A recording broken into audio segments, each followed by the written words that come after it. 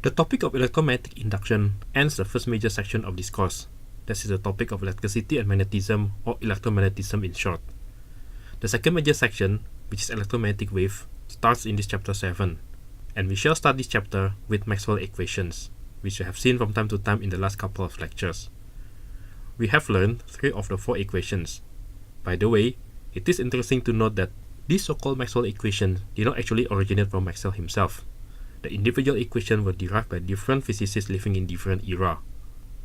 Maxwell, however, was the first to study these equations, and he discovered a red thread, that is, the intertwine of electricity and magnetism. Particularly, he realized that one can induce electricity from manipulating magnetic field, or magnetic flux if you want to be very exact with the term here. Isn't that what Faraday's law says? At the same time, though we have not discussed this equation in detail yet, Maxwell also realized that one can also induce magnetic field by manipulating electric field. Now let me digress a little bit by saying a few words about this equation. The left-hand side of this equation contains the magnetic field B.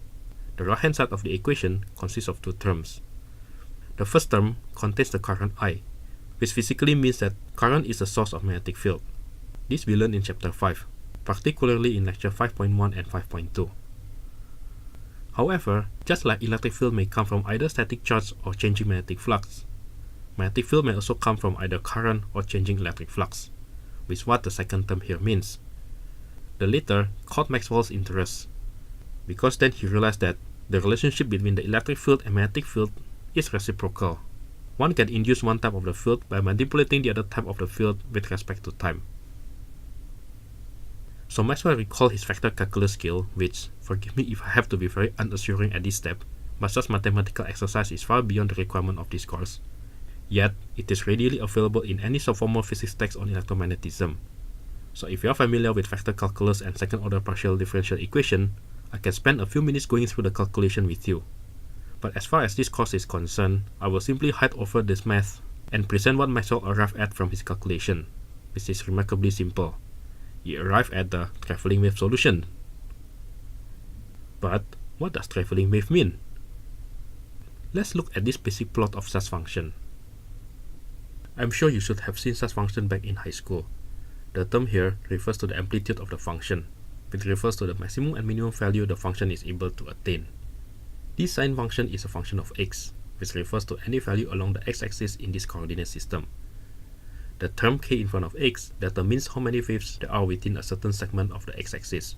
For if let's say we increase k, as you can see here, there will be more waves packed within that segment. Vice versa, lower k value implies less number of waves packed within the same segment. In short, k is inversely proportional to the wavelength denoted by lambda as shown in this equation. Thus physically, we refer to k as the so-called wave number. It is defined as 2 times pi over the wavelength.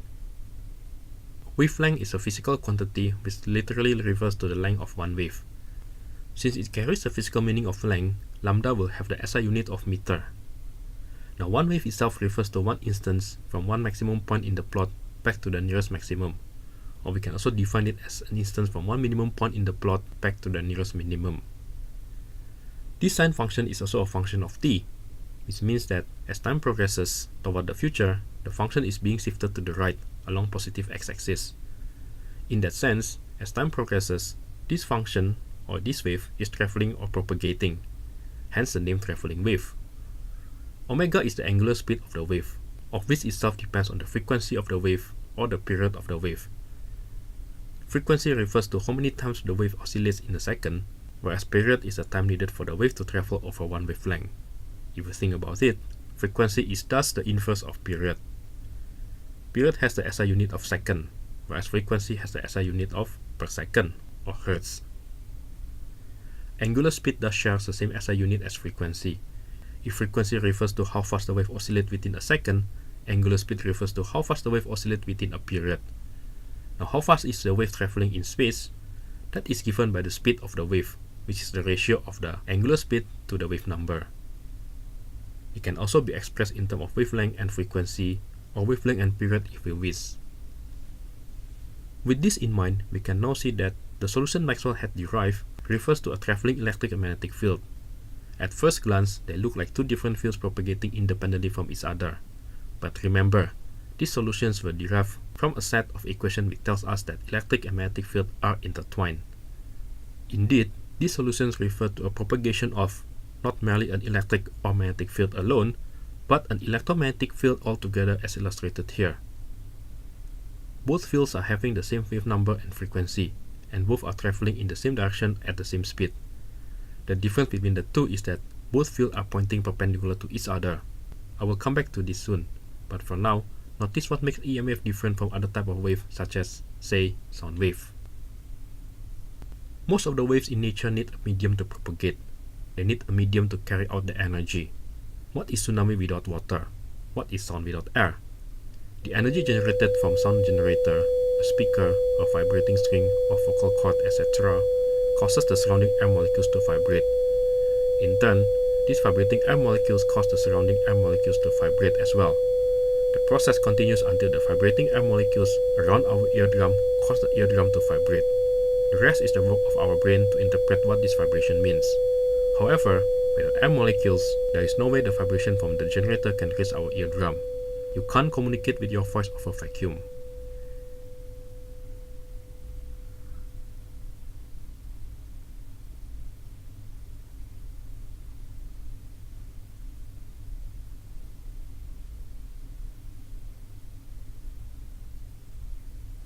EM wave is able to propagate without medium in nature. The key lies in the sinusoidal nature of the electric and magnetic field. Remember, the change in E field induces B field, and the change in B field induces E field. Both fields are sustaining each other in this manner. They only need each other to propagate. Consequently, EM wave is the only mean of intergalactic communication. Though electric and magnetic field travels at the same phase at any time, and by phase I'm referring to the argument inside the sine function, there is still notable difference between the two. 1. They of course have different amplitudes obviously. 2. They are oriented in different planes. They are perpendicular to each other.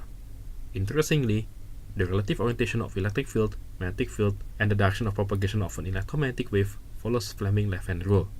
However, instead of force, this time, thumbs indicate the direction of electric field.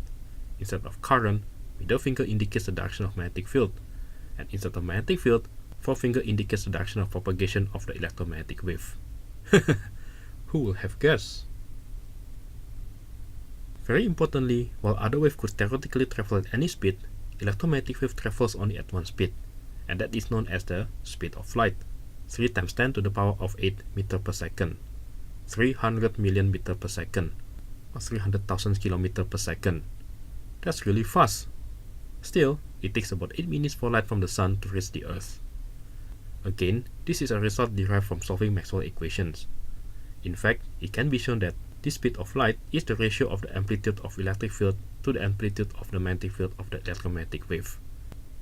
Once again, in this course, you are expected to make use of all these results, but you need not know how they are derived. Light, or what we understand as visible light in everyday sense, is an example of EM wave.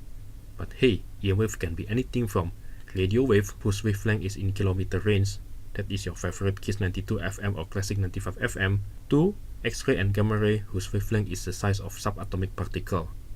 Visible light, that is the range of EM wave where our retina is sensitive to, covers only a very small fraction of the spectrum. That is from the reddish 700 something nanometer to the purplish 400 something nanometer in wavelength.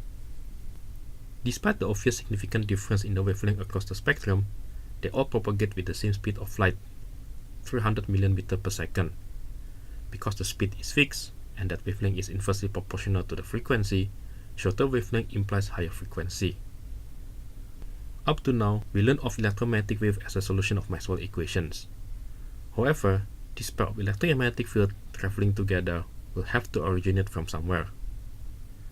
Think about it. If steady current, that is charges moving at constant speed, is a source of magnetic field, and that changing magnetic field induces electric field, then in order to generate electromagnetic wave, which essentially is an ever-changing magnetic field inducing an ever-changing electric field, which then inducing an ever-changing magnetic field back, and so on, one should start with having the charges to move at ever-changing speed. For charges moving at constant speed produce constant magnetic field, and thereby charges moving at different speed will produce different magnetic field. If you have learned kinematics, you would know that change in speed implies acceleration. Thus, in conclusion, accelerating charge is a source of electromagnetic wave. One such instance of accelerating charge is an oscillating charge. An oscillating charge generates ripples of electromagnetic wave, having the same frequency as the source charge. If ever so happen that another charge is nearby, the wave will drive the latter charge to oscillate with the same frequency as the first charge. We say that the nearby charge is now resonating with the source charge.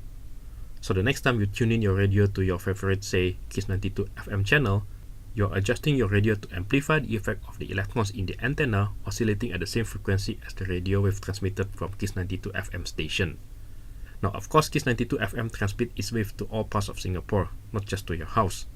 Hence, a better illustration of how electromagnetic wave propagates goes something like this. Waves that share the same phase during propagation form the so-called wave fronts. Closer to the source, the wave fronts form spherical waves, but further away from the source, the wave fronts form plane waves. In summary, this lecture provides a brief overview of electromagnetic wave. How does it come from? What are the relevant quantities that describe an EM wave? What are the jargons associated to it? In the next lecture, we will talk about superposition of wave, a phenomenon unique to wave or wavelength objects, as we shall encounter when we are talking about quantum physics.